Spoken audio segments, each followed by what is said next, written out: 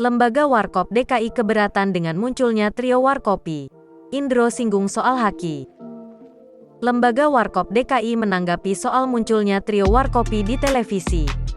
Diketahui, beberapa waktu lalu trio Warkopi sempat viral di media sosial. Lantaran mereka meniru gaya dari Dono, Kasino, serta Indro Warkop DKI. Terkait hal itu, Lembaga Warkop DKI sebagai pemegang hak eksklusif yang sah menyatakan keberatan.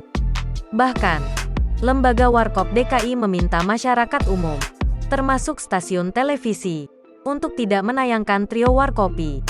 Sebelumnya, sempat muncul informasi yang menyebut Indro menyetujui adanya Warkopi.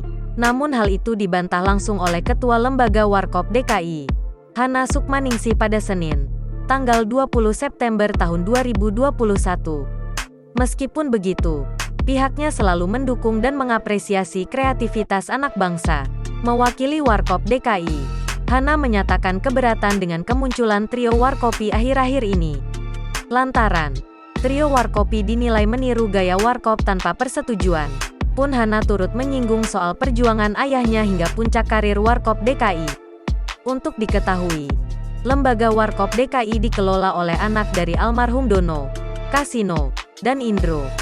Lembaga Warkop DKI merupakan pemegang hak eksklusif yang sah atas nama Warung Kopi Dono Kasino Indro atau Warkop DKI. Jangan lupa subscribe, share, komen, dan like ya!